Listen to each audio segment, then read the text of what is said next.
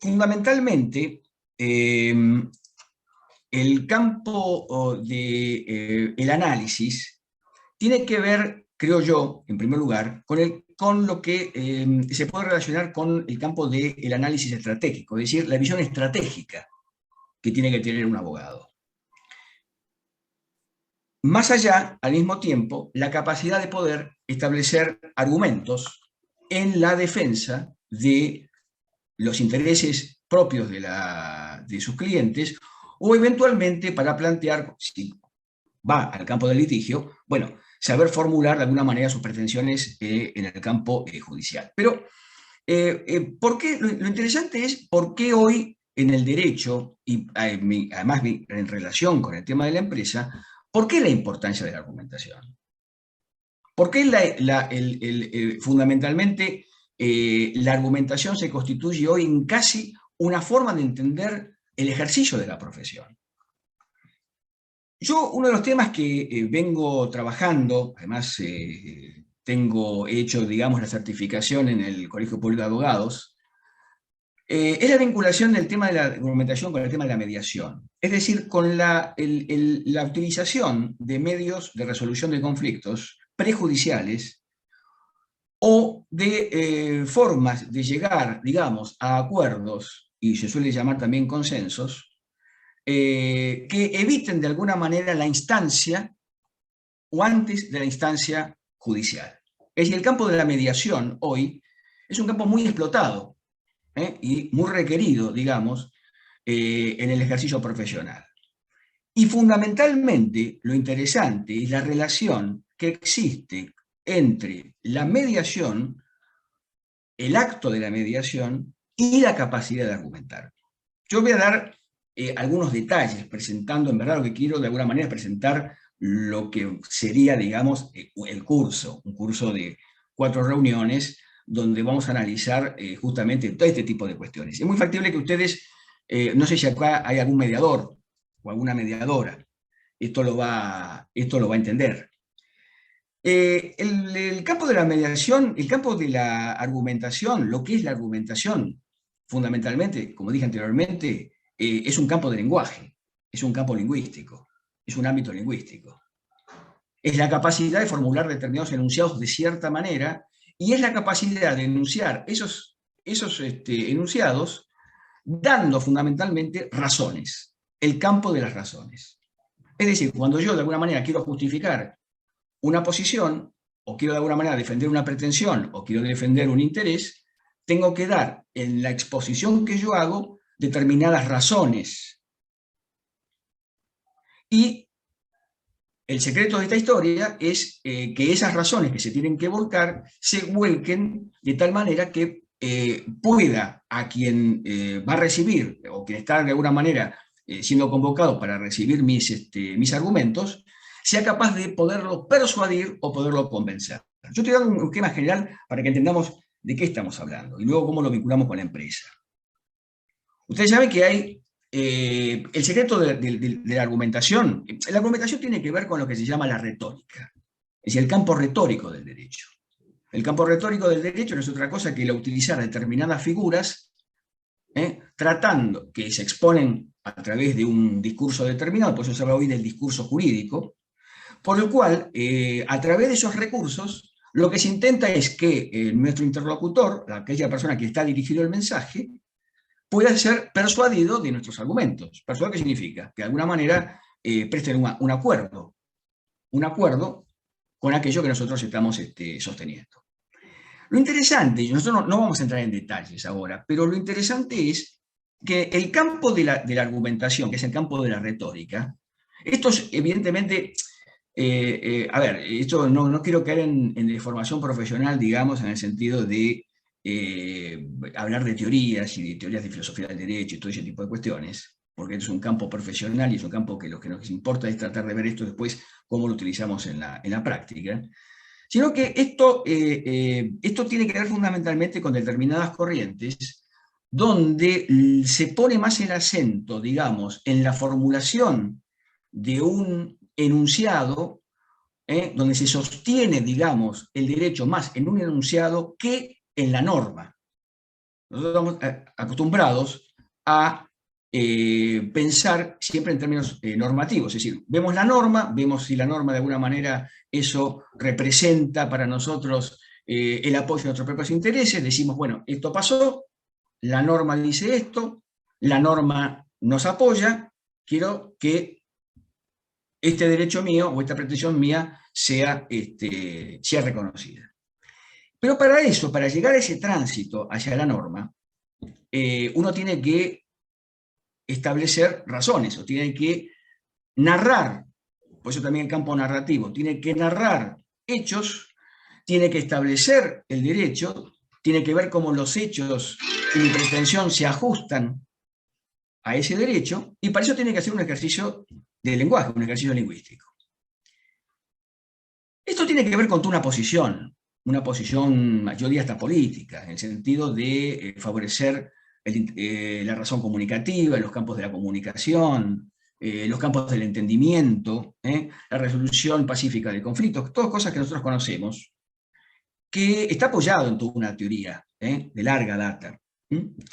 Pero fundamentalmente, creo que lo interesante que tiene el trabajo argumentativo es que nos coloca, por decirlo así, en una capacidad de llegar a un acuerdo, de tratar de establecer, digamos, cuáles son los problemas con los que tenemos que afrontar, con los que nos tenemos que afrontar, tratar de mostrar ese problema y a partir de ese problema tratar de encontrar una solución relativamente satisfactoria para todas las partes y de alguna manera evitar, digamos, mayores costos y eventualmente evitar llegar a una instancia judicial, de los cuales en la instancia judicial también la cuestión de la argumentación también vale, también es importante ejercerla.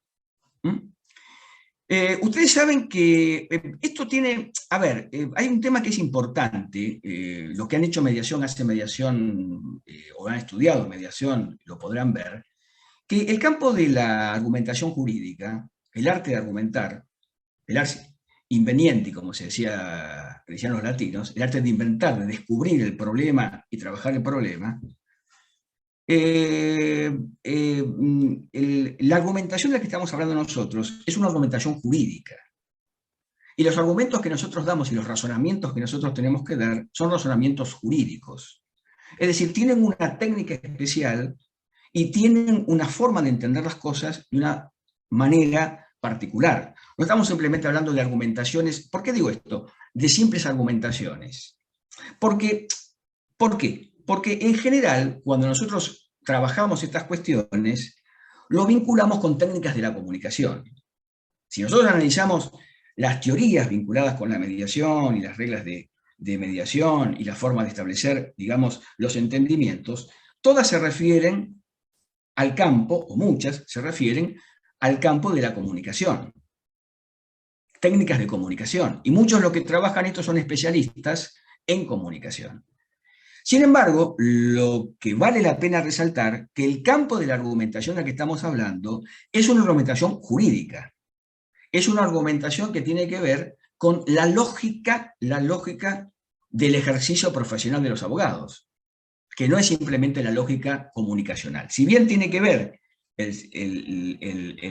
una de las tantas finalidades es la capacidad de comunicación, y por lo tanto de entendimiento, pero lo importante es que lo que hace la argumentación que nos hace razonar como abogados. Por eso ya se habla, hoy se está hablando de la mentalidad jurídica. Hay un libro por allá muy interesante que habla cómo piensa un abogado. Entonces la pregunta es, ¿cómo piensa un abogado? ¿Cómo pensamos los abogados nosotros? ¿Cómo está hecha nuestra cabeza y cómo de alguna manera toda esos conocimientos, ese conocimiento jurídico, nos hace pensar de alguna manera y al hacernos pensar de esa manera lo usamos para resolver determinadas cuestiones, acompañar a los clientes para resolver determinadas cuestiones. Esto nos enfrenta con otra cuestión. ¿Por qué digo esto? Porque nosotros, en el campo de la mediación, el campo de la mediación es un campo muy interesante, muy interesante. Para quien es mediador y para quien es abogado que acompaña a su cliente a una mediación, ¿no? En general, si nosotros analizamos, yo lo voy a hacer brevemente para repasar, para que repasemos un poco la cuestión y para que de alguna manera pueda entenderse de lo que yo estoy hablando. Ustedes saben muy bien que en el campo de la mediación hay determinados modelos. El más conocido, o el primer conocido de esos modelos, es el famoso modelo de Harvard, que es el de la técnica de la negociación. Lisa y llana, se llama modelo directo. Se llama modelo directo porque es el campo de las técnicas de negociación, que van de la negociación política, diplomática, a la negociación de negocios. Es decir, a la negociación del mundo empresarial o del mundo de los negocios. El segundo modelo, después les digo por qué digo lo que digo.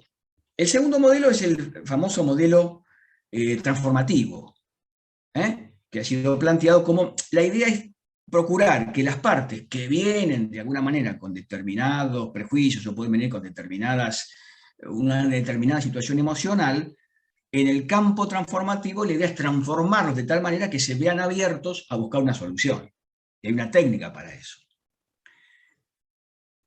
El tercer modelo es lo que se llama el modelo circular narrativo, que también gira sobre lo mismo. Lo que se llama la tercera historia, la formulación de una tercera historia de las partes. Las partes vienen con sus prejuicios, vienen con sus intereses, vienen con sus posiciones, vienen con sus planteos, vienen con sus exigencias. La idea es desarmar eso y procurar una tercera historia, que es la que hace el mediador. En esa tercera historia, la formulación del problema se ve de otra manera. Pero ¿a qué voy con esto? Que en general, esto es lo interesante, para que le encontremos sentido al tipo de argumentación que estamos trabajando, es que en general están basados en cuestiones de la técnica emocional o están basados en la técnica comunicacional. O en su caso, se plantea en los campos de lo que por ahí se llama las neurociencias o la programación neurolingüística, que tiene toda una técnica muy particular. Por eso existe un cuarto modelo que se llama técnicamente la mediación tópica o la mediación retórica. Es decir, utilizar en el ejercicio del sostenimiento de nuestras propias pretensiones, por decirlo así, utilizar una lógica propia y una técnica propia, que es la técnica retórica, que es la técnica de los abogados, es la técnica jurídica. Saliendo, es decir, convertir el trabajo de la argumentación en un trabajo jurídico, no simplemente en un trabajo comunicacional o procurando otras técnicas que apuntan a lo mejor a otras cuestiones más de tipo psicológico o de tipo comunicacional. Esto es importante para entender la importancia de la teoría de la argumentación o del arte de argumentar. Ahora nos encontramos con otra cuestión. ¿Cómo vinculamos? La pregunta es ahora, después les cuento un poquito lo que sería, digamos, el seminario o el curso, como lo quieran llamar, lo que veríamos en el curso. La pregunta es cómo conectar nuestra mentalidad jurídica, sería la cuestión, nuestra mentalidad jurídica con el campo de la empresa. ¿Por qué? Porque si nosotros, ¿a qué vamos con esto? Si nosotros lo que trabajamos es un razonamiento jurídico, un campo jurídico, una forma de pensar, cómo piensa el abogado, como dice por allá un libro. La pregunta es, ¿cómo piensa un empresario? ¿Cómo piensa el mundo de la empresa? ¿Cómo se concilia la forma de pensar de un empresario o la forma de pensar del mundo de los negocios con el campo de lo que es el mundo jurídico? La pregunta es si estamos hablando de lo mismo o estamos hablando de cosas diferentes.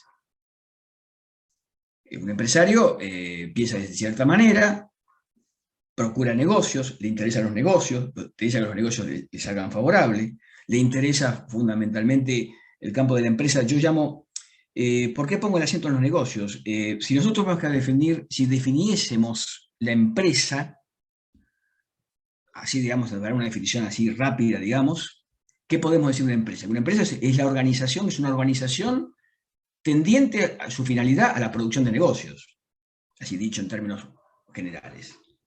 Y esos negocios pretenden que sean con resultado positivo, y evidentemente lo que hay en juego son intereses económicos.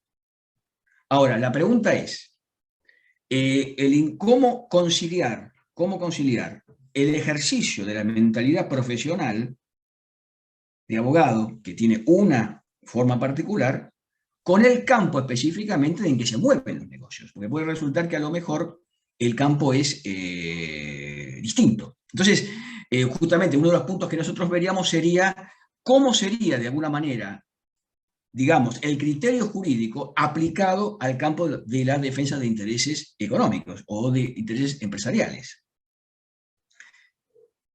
Eso sería uno de los puntos que nosotros veríamos. El otro punto tiene que ver con, ese sería, digamos, la primera charla, digamos. El segundo punto sería específicamente ver cómo es la estructura de la argumentación eficaz. Porque no todas las formas de argumentación nos pueden servir a nosotros. Por eso hablamos de, no sé si ustedes han escuchado el término, hablamos de una mediación tópica, dijimos. O sea, no vamos a entrar, digamos, en detalles ahora. Yo prefiero utilizar una palabra que a lo mejor conocemos más, que es la palabra retórica. No todas las formas de razonar desde el punto de vista jurídico, vuelvo a repetir, estamos hablando de una lógica, de un razonamiento jurídico. No estamos hablando de un razonamiento matemático ni algorítmico, porque tenemos otro problema también. Cuando el derecho, de alguna manera, se intenta reducir a una postura analítica o algorítmica, es decir, matemática. Bueno, que esto es otra postura. Es como si cargáramos todo en una máquina, cargamos todo, cargamos prueba, intereses, emociones, todo adentro, tiramos 4 teclas y nos sale la solución perfecta. No es el campo, me parece, tanto es así que es un campo que está siendo resistido, no es el campo propiamente en que el derecho o el ejercicio profesional del derecho podría moverse o debería moverse, sino que se habla en un campo retórico. No voy a dar mayores detalles ahora. Entonces, en las formas de la argumentación tenemos distintas lógicas, distintas formas de estructurar los argumentos. La pregunta es, ¿cuál es el argumento más eficaz o cuál es el tipo de argumento más apropiado para poder utilizar, que puede utilizar un abogado? Eso sería una segunda instancia. En relación con esto, aparece la cuestión de qué es lo que está en juego, digamos, en esta visión retórica, ¿no? Esta visión retórica se remonta a la antigüedad. Esto ha sido trabajado por Aristóteles en su momento, por Cicerón en su momento. Es decir, los grandes maestros del pensamiento y del pensamiento jurídico, allá hace milenios, han trabajado estas cuestiones. Y todavía seguimos creyendo y seguimos utilizando aquellos viejos principios que ellos utilizaban. Ustedes saben que hay, para decirles lo complejo que es esto, imagínense, si queremos hacer una tesis doctoral o de maestría, hoy la bibliografía, yo tengo por ahí una lista, la bibliografía de obras vinculadas con estos temas, argumentación, interpretación, etcétera, etcétera, llegan a 1226 obras, títulos. 1226 títulos. El que quiere estudiar esto, entonces son jóvenes, veo que son gente joven, entonces tienen tiempo para estudiar todo esto. Es decir, que es un campo muy trabajado hay distintas corrientes, distintas partes de la cuestión. Es decir, está el tema de la argumentación, el tema de la interpretación, el tema de la lógica o del razonamiento propiamente dicho. Es decir, es un campo muy desarrollado y que se ha intentado de alguna manera, digamos, darle curso para de esta manera evitar de alguna manera el litigio, digamos. Pero dentro del litigio también se argumenta. La idea en verdad es esto, es evitar justamente que todo esto sirva para llegar a un acuerdo prejudicial. Es decir, es donde yo lo coloco el campo. Al campo argumental, al campo argumentativo, yo específicamente lo coloco en el campo de la mediación. Es decir, es como que aún mismo un abogado, aún siendo un asesor, yo puedo asesorar, yo como abogado asesoro sobre temas puntuales. Es decir, me consultan sobre, qué sé yo, una cuestión societaria, veo la cuestión societaria. Me consultan sobre una cuestión tributaria, si soy especialista tributario, si laboral. Veo una cuestión puntual, pero después tengo que remar con el problema. Porque lo interesante de esta historia, que ya lo vamos a ver con más detalle, es que el secreto, digamos, de la teoría de argumentación es capaz, de alguna manera, uno trabaja con problemas. Problemas que son de opiniones diversas, porque esto no es una cosa matemática. Va a haber distintas posiciones. Y en estas posiciones yo tengo que analizar las distintas posiciones, las distintas alternativas de solución y cuál es la que me conviene sostener más favorable a mis propios intereses o al éxito de, digamos, la solución de un conflicto, etc. Esto tiene que ver también con el conflicto, el campo del conflicto. Entonces, por eso se dice por allá, muy inteligentemente, dice un autor, muy inteligentemente, de que en el fondo el campo de la argumentación es un conflicto de razones. Hay alguien que sostiene una razón y hay alguien que sostiene otra razón. Las dos razones pueden ser equivalentes. La pregunta es, ¿cuál, digamos, es la que más se ajusta a la verdad? ¿O es la que en última instancia va a prevalecer? Porque muchas veces la que prevalece no significa que es la que representa la verdad de las cosas, ¿no? Por eso esa distinción entre la persuasión y el convencimiento. ¿A quién tengo que persuadir y a quién tengo que convencer? El problema es que al que tengo que persuadir no es el mismo que al que tengo que convencer. Yo la dejo ahí, digamos, el tema. Y el otro tema que vamos a ver, esto entonces, el tercer tema que vamos a ver sería el campo, digamos, de la argumentación vinculado con los problemas de la empresa. ¿Cuáles son? ¿Cómo emergen los problemas de la empresa? Que vuelvo a repetir, lo interesante de esta historia, que hay un campo del ejercicio profesional que no tiene que ver exclusivamente con cuestiones puntuales técnicas de ciertas materias. Porque yo puedo ser un gran especialista en derecho societario o un gran especialista en derecho laboral, pero lo más importante, eso es lo interesante que la retórica tiene, lo más interesante es el problema concreto que se suscita. Independientemente de cuáles son las razones, independientemente de cuál sería la aplicación del derecho, es más importante las razones a el problema a determinar y las razones para resolverlo. Tanto es así que se dice, es más importante el problema a determinar y las razones para resolverlo que la norma que se tiene que aplicar. Esto es el campo interés, esto es lo más interesante. El campo, la norma que se tiene que aplicar es en última instancia lo que corona o lo que coronaría en última instancia la legitimidad de nuestra pretensión. Por eso es muy interesante que el campo del ejercicio profesional, esto puede pasar en el Estado, esto pasa en todos los ámbitos, porque lo interesante es esto, pasa en todos los ámbitos, en el ámbito familiar, pasa en el ámbito estatal, pasa en el ámbito político. Estamos permanentemente, siempre, en medio de conflictos, que no necesariamente esos conflictos tienen que ser, digamos, de una dimensión violenta, no sé cómo llamarlo, de una manera, digamos, no tiene que ver con eso. Pueden existir conflictos que tienen que ver con determinadas cuestiones propias del manejo de la empresa que yo tengo que tratar de determinar y desactivar. Pero para desactivarlo, la única forma que yo tengo para desactivarlo es tratando de entender y de manejar, si cabe, las razones que se van a esgrimir por el cual unos dicen una cosa y otros dicen otra. Por eso tiene que ver, otro tema que es muy factible que ustedes lo hayan escuchado, la formulación del caso. Esto tiene que ver, esto tiene una gran relación con lo que se llama la teoría del caso.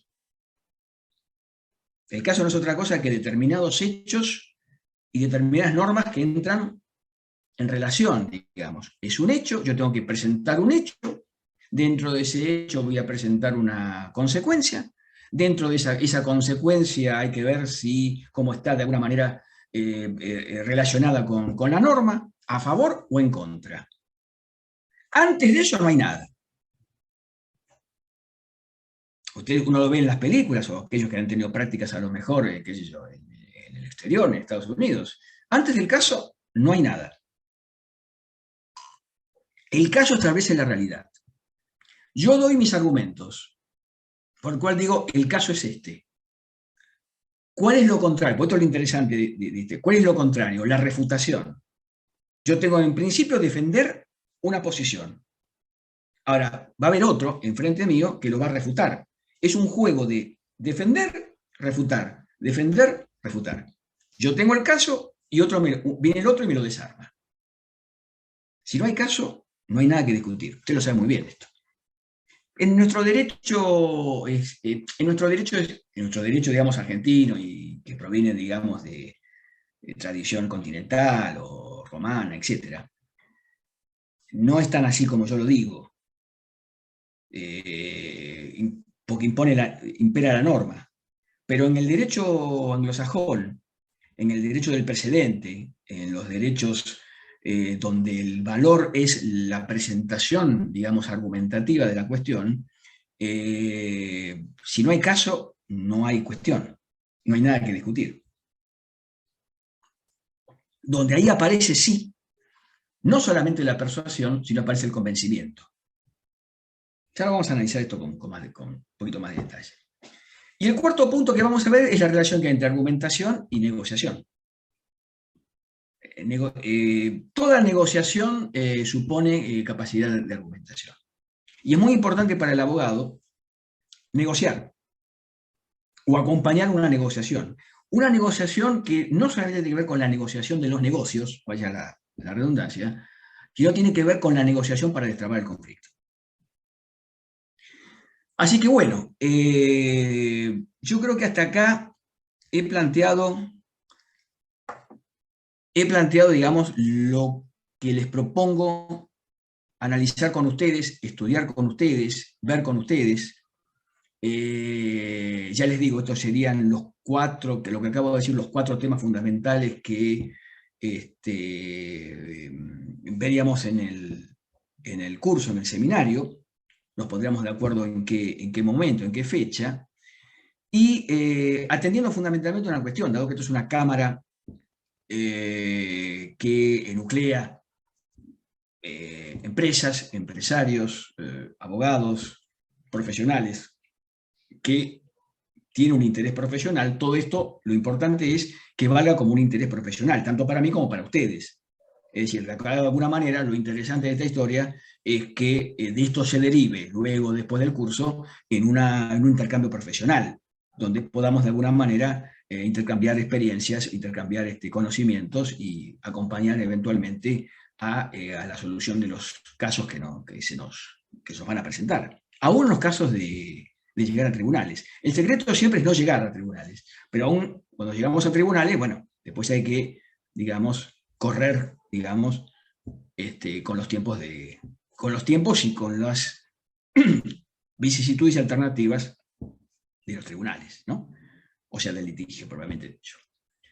Bueno, hasta aquí, para no hacerlo tan extenso, sería la formulación principal de la propuesta mía de curso, digamos, ofrecimiento profesional, y lo veremos puntualmente, y además compartir con ustedes todas las experiencias que puedan ser posibles para analizar puntualmente las cuestiones que están suscitando, y además dentro de la propia vida profesional de ustedes, ¿no? Para que sirva para la propia vida profesional para ustedes y en mi caso también, digamos, brindar un servicio profesional, ¿no? Es decir, no sé si quieren, abrimos un poco ahora a las preguntas, a los intercambios, algo que a lo mejor ha quedado para aclarar un poco más, alguna inquietud propia que quieran formular. Sí, claro, ¿Quedó Roberto, abierto? muchas gracias. Sí, quería dejar este espacio a ver si alguien tiene alguna duda, algún comentario. A mí me parece que está bueno dar esta introducción a un tema súper interesante para que, bueno, luego veamos, evaluemos según los intereses de armar un seminario en conjunto con nosotros también. Así que, bueno, primero quería dejar este espacio a ver si alguien quería exponer alguna situación o hacer algún comentario. Porque lo interesante después es volcar las experiencias. Volcar las experiencias Claro. de cada uno.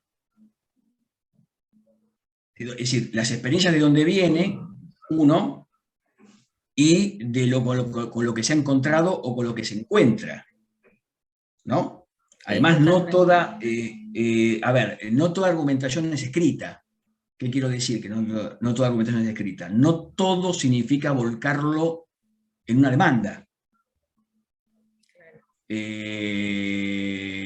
Uno vuelca argumentos fundamentalmente oralmente, cuando se sienta en una mesa a tratar un asunto y tratar de resolverlo. Eso también es tan importante como lo otro, que tampoco tiene que ver con lo oral, digamos, en el sentido de no es el juicio oral y ese tipo de cuestiones, ¿no? Uno está permanentemente haciendo un ejercicio de lenguaje. Pero el lenguaje que usa el abogado es el lenguaje jurídico y el discurso jurídico, no cualquier discurso.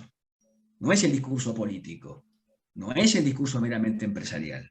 Esto es lo interesante, este doble juego, donde como el discurso jurídico acompaña específicamente con los que estamos acá en el campo de los negocios, en el campo económico. El campo económico no es exactamente tampoco el campo jurídico. Por eso, como ustedes sabrán muy bien, se estudia hoy mucho la relación que hay entre economía y derecho, ¿no? Claro.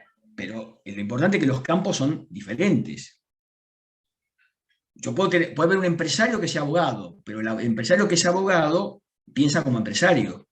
Si yo soy abogado que tengo un cliente que es empresario, tengo que pensar como abogado, aunque yo acompañe su propio pensamiento, ¿se entiende? Nunca Sí. tenemos que perder eso.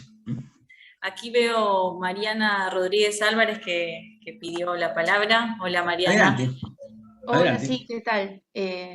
Buen día. Bueno, la verdad que es súper Bien. interesante la charla y lo que está eh, manifestando el doctor. No, yo lo que quería hacer un comentario en esto que se plantea de la mediación, este ámbito que hoy que generalmente se está tratando de, allá hace unos años, ¿no? De generar en esto y esto también de que se termina perdiendo si se va al juicio por el tema de la dilatación que hay en el proceso judicial y que siempre está ese argumento de que se termina dilatando y que, bueno, siempre conviene arreglar en la mediación, que a veces es así y otras veces no. A mí lo que me pasó en las últimas mediaciones que tuve, que también veo que es fundamental el rol que juega el mediador, yo no soy mediadora, yo represento a las partes, que a veces no dan lugar tampoco a argumentar. Es como que ya, bueno, a ver cuál es tu punto, o sea, cuál es el pedido de una parte, cuál es la otra. Y el mediador a veces, o sea, depende mucho de quién toque, a veces uno lo puede elegir, otras veces no. Y a veces dan lugar a presentar argumentos. Yo a veces tengo ganas y a veces de hecho preparo pruebas para llevar. Hoy, bueno, mucho se hace por Zoom, entonces a veces facilita y otras veces no, tiene como toda la tecnología, a veces tiene cosas a favor y otras cosas en contra que se pueden presentar, ¿no?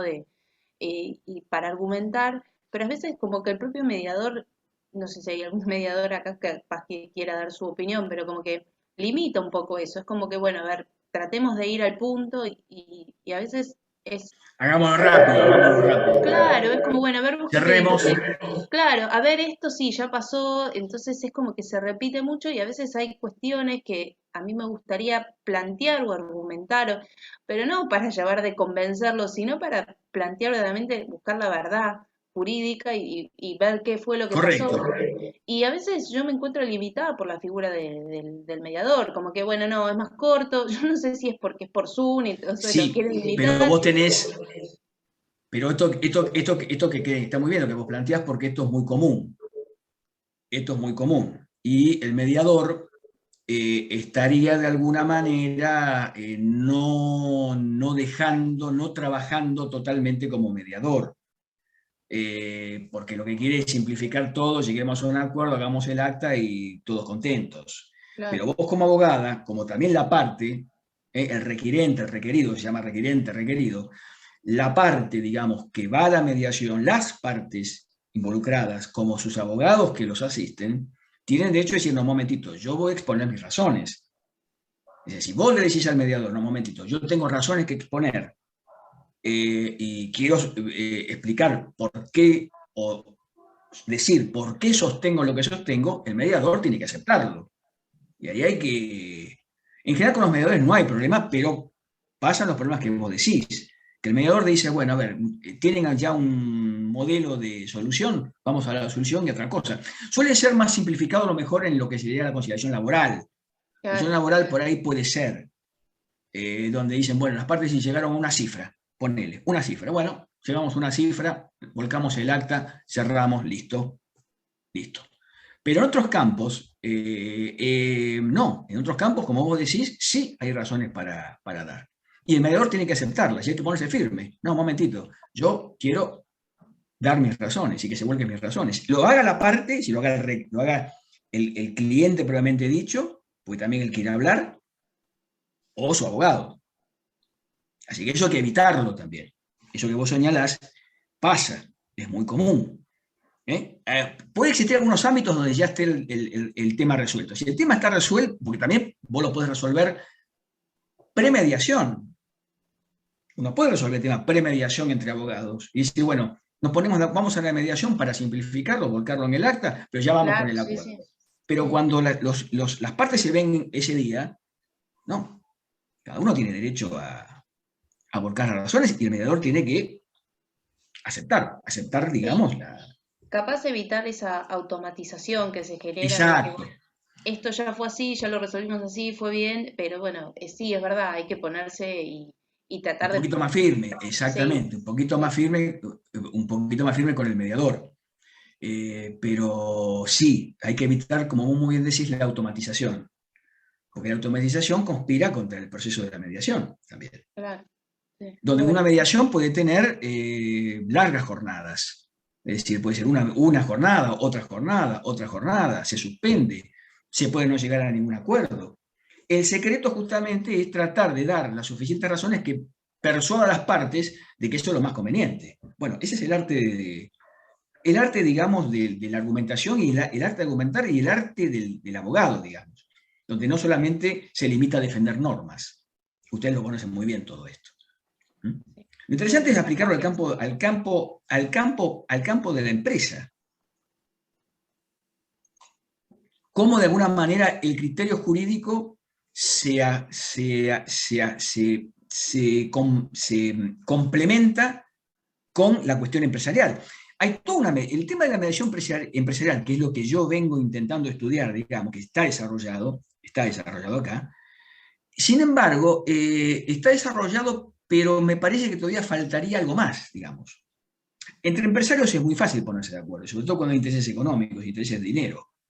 Es muy fácil ponerse de acuerdo.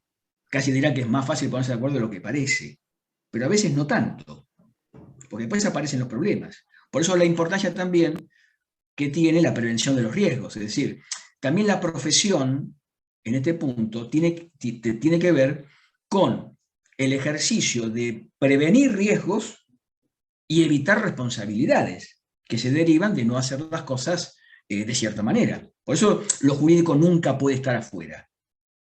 ¿Cómo conciliamos lo jurídico con lo empresarial?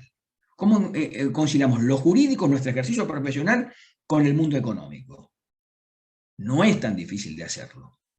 Solo que, bueno, justamente, por eso el campo de lo lingüístico, el campo del lenguaje, es un campo donde todos nos sentimos más cómodos que el campo normativo. Si yo digo aplico las leyes, si yo no las conozco, tengo como más... Ahora, si todo es un campo de conversación, uno se siente como más distendido. Es como las partes se sienten como más cerca.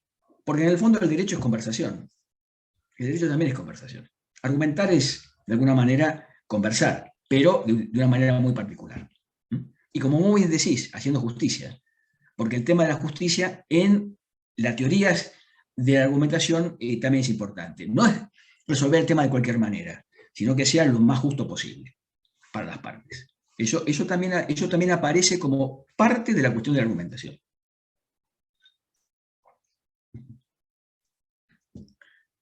No sé si ustedes, todos los colegas que están acá o las colegas que están acá vienen del campo empresarial o trabajan en el campo empresarial. Ellos son socias o son abogadas, abogados que trabajan en empresas o tienen clientes que son empresarios. Porque el abogado generalmente está un poco, digamos, el abogado de empresa, digamos, ligado fundamentalmente a, vamos a llamarle, a apagar incendios. Pero no, el secreto no es apagar incendios, el secreto es prevenirlos antes que el incendio ocurra. Ni tampoco se limita un abogado solamente a contestar una carta de documento, uno tiene que correr contra la carta de documento. Como decía un amigo mío, colega, la carta de documento hay que hacerla bien, decía él, porque era una especie de predemanda. Lo que vos pones en la carta de documento es lo que después vas a volcar en una demanda. Entonces hay que hacerla relativamente bien, sobre todo con los rubros que uno pone, digamos, ¿no? Pero el abogado es mucho más que correr contra una carta de documento o contestar un acta de clausura o una multa o algo de ese tipo de cuestiones. Porque todo eso también se resume en el campo de la conversación. El derecho es conversación, es argumentación. Por eso está corriente, ¿no? Ahora, lo interesante es por qué lo propuse. Bueno, porque es un tema que vengo estudiando y es un tema que lo vinculo fundamentalmente con este ejercicio de la mediación no mediada, es decir, la capacidad de mediar dentro de la empresa, antes inclusive de llegar a una mediación. Además, la mediación es voluntaria, que si cualquier parte puede decir, bueno, este problema no lo podemos resolver, vamos a un mediador, designamos un mediador de los que están en la lista y vamos a trasladar el problema. Por eso es relativamente importante, ¿no? Y es importante la función del abogado, más importante de lo que parece, aún en la mediación. Y aquí Roberto, Luisa nos hace llegar una pregunta en el chat. Dice, Luisa, ¿cuándo el abogado puede también ser mediador o debería haber un abogado más un mediador? Gracias. ¿Y dónde es mejor el arbitraje en Nueva York para compañías globales? Gracias. No sé si, Luisa, entendí bien tu pregunta, si no, puedes abrir el micrófono. Pero sí. He estado representando compañías globales y por lo general prefieren arbitrar en Nueva York por la seguridad jurídica versus en Argentina. Así que eso era una de mis preguntas. ¿Cuál sería el beneficio de hacerlo en Nueva York versus Argentina? Obviamente en Nueva York siempre es más costoso y hay muchas de las corporaciones globales que no quieren tener la mediación, el arbitraje en Argentina. Es lo mismo, Luisa, es lo mismo. Sí, entendí la razón, entendí el motivo que vos diste. Es lo mismo, acá por ejemplo hay justamente una cámara de arbitraje, acá se aplica el arbitraje. Digamos, acá, y además hay árbitros entrenados en este tema. Digo, no. Yo creo que más que el problema. No solamente eso, sino que el arbitraje está regulado, hay un modelo de arbitraje internacional, hay un modelo que Naciones Unidas, si mal no recuerdo, Naciones Unidas ya formuló un modelo de arbitraje. A mí me parece que tiene que ver, Luisa, con el problema de más que por qué acudo al arbitraje en Nueva York. Primero, porque si las empresas son globales, evidentemente van a buscar el lugar de solución de sus litigios en aquello que mejor conocen. Y es muy factible que entre la ley de Nueva York o la ley que más los beneficia, entre el sistema de Nueva York, que en una empresa global lo tiene más cercano, o de Francia, o de Reino Unido, entre un modelo de arbitraje o de solución del problema en Nueva York y Argentina, es muy factible que elijan Nueva York. Pero es lo mismo que pasa con la elección de la ley. Entonces, ¿por qué se elige la ley de Nueva York en determinados contratos y, digamos, para ejecutarse en Argentina, y no se acepta la ley de Argentina? Yo creo que más que tiene que ver, me parece, más que con el aparato del arbitraje, es decir, con el funcionamiento, porque el arbitraje, además, las cláusulas arbitrales las hace uno. Uno establece, digamos, cómo funciona, digamos, el compromiso arbitral, las cláusulas. En última instancia puede elegir a los árbitros. Yo en Argentina creo que están capacitados, muy capacitados para todo esto, pero me parece que la cuestión radica más en la ley que se va a aplicar en última instancia y, digamos, el funcionamiento de la ejecución del arbitraje, porque el problema después es el tema de ejecución del arbitraje, más tiene que ver con eso que en sí con la desconfianza que se tiene de los árbitros argentinos. Porque en Argentina, que yo sepa, no inventan, digamos, un sistema propio. Sí, hay las cámaras que se dedican al arbitraje tienen su propio estatuto de arbitraje, pero también todo eso está estandarizado. Entonces, si vos me decís, ¿qué elijo? ¿Elijo Argentina o elijo Nueva York? Yo no tendría problema de establecer un arbitraje en Argentina. No tendría problema. Que hay profesionales, colegas, son por supuesto la mayoría, de alta capacitación y de alta experiencia sobre todo. No sé si quedó claro, Luisa, el planteo. Yo creo que también a veces el arbitraje en Argentina es la mejor opción, aunque sea global, porque tú quieres limitar el de los empleados con la matriz global que puede estar en Milán o en donde sea. Por ejemplo, en situaciones de despido de empleados, por ejemplo, uno quiere establecer que los empleados son empleados de la sucursal local y no ligarlo con la matriz en caso de que quieran hacer el juicio, ¿no? Es decir que eligen el lugar por la ley aplicable. Exacto. Es decir, es más importante la ley aplicable a resolver en un tribunal extraterritorial, porque es en la aplicación, hay varios problemas ahí, ¿no? Extraterritorial, donde se aplica un tribunal de afuera y una ley de afuera, para un tema vinculado, porque si el problema se discute en Nueva York, no hay drama. El problema debe ser una empresa que tiene cuestiones, que tiene su ejercicio, su actividad en Argentina, pero quiere de alguna manera eludir la aplicación de la ley argentina. Para eso elige una ley y un tribunal determinado. ¿Sí? Eso se llama extraterritorialidad.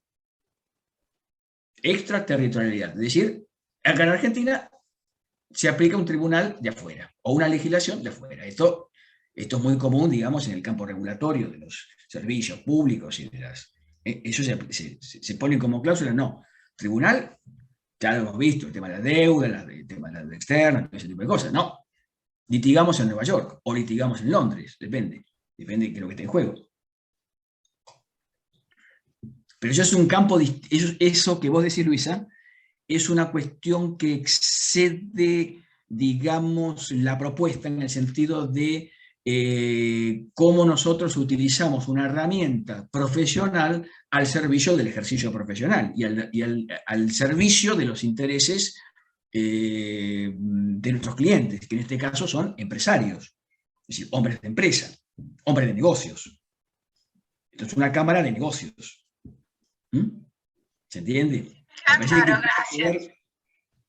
Tiene que ver con eso. ¿Que hay una desconfianza? Sí. Pero me parece que la desconfianza da más para la ley aplicable, por el lado de la ley aplicable, que por el lado en sí de los árbitros. Acá hay árbitros, es decir, hay profesionales de una larga experiencia, una gran experiencia en arbitraje, de todo tipo. De todo tipo. Lo sé, y los he tenido, así que gracias. A vos, Luisa. Lo importante es que nosotros, si hay interés en hacer el curso, hagamos el curso y veamos todas estas cuestiones que se están planteando acá, se vean con más detalle. Lo planteemos con más detalle y quedemos de alguna manera conectados profesionalmente. Eso es un poco creo que la el sentido de esta presentación tiene esto, ¿no? Importante que a ustedes también les abra un campo profesional, es decir, una serie de conocimientos que después lo puedan volcar en su propio ejercicio profesional. Yo creo que es mucho más interesante de lo que parece, digamos, ¿no? Es mucho más interesante de lo que parece. Por eso, cuando se habla, ahí estaba leyendo justamente uno de los tantos textos que he leído en los últimos, ya hace tiempo que estoy leyendo el tema, en verdad el abogado exitoso es aquel que logra realmente establecer buenos argumentos. Pero ¿cómo se compone? ¿Cómo tengo yo los hechos? ¿Cómo compongo los hechos? ¿Cómo tengo el problema de los hechos? ¿Tengo el problema a qué se llama premisa? ¿A qué se llama conclusión? ¿Cuál es el problema que yo tengo que emerger? Que emerge, cómo manejo el problema, en qué circunstancias lo instalo. Bueno, todo eso es el campo de lo que yo he llamado, que así se llama de la vieja data, el arte de argumentar. Que no es otra cosa que el arte de descubrir el problema y buscar una solución argumentativa, como decían los viejos, los clásicos. Bueno, así no que sé bueno, si esta es hay alguna otra... este es un primer contacto, es una primera... Sí, súper bien. Súper claro, Roberto. No sé si hay algún otro comentario que quiera hacer alguien, o bueno, ya casi las 11, vamos dejando por hoy, salvo que haya alguna cosita más. Lo importante es volcar experiencias. En el curso, si presentamos el curso, si hacemos el curso, yo creo que el próximo paso es ahora, después ya ofrecer el curso, es discutir, es conversar, es dialogar sobre estos problemas que estamos hablando. Bueno, yo tengo este problema acá, ¿cómo veo, cómo lo puedo manejar? ¿Cómo en mi ejercicio profesional lo puedo manejar? Es muy importante, es muy importante, sobre todo porque yo por ejemplo, ahora que estoy tratando de volcarme al rubro inmobiliario, hay rubros donde el ejercicio profesional es pura negociación. El secreto es pura negociación. Y en el campo de la negociación, que la negociación es algo muy específico, supone un contacto con la argumentación. Nadie puede negociar si no, de alguna manera, trata de sostener con algún argumento, es decir, con ciertas razones, su propio interés. Así que esto es más fácil de lo que parece, para no convertirse solamente, para que esto no se convierta solamente en un ejercicio de litigio. Hay cuestiones que van al litigio, sí o sí. Pero también, como decía acá, por ahí Luisa, bueno, pero hay otras formas también de resolverlos, como puede ser, por ejemplo, una conciliación o puede ser un arbitraje, o un arbitraje internacional, donde hay gente altamente competente en eso. La ventaja es que las partes pueden volcar justamente las propias cláusulas, ¿no?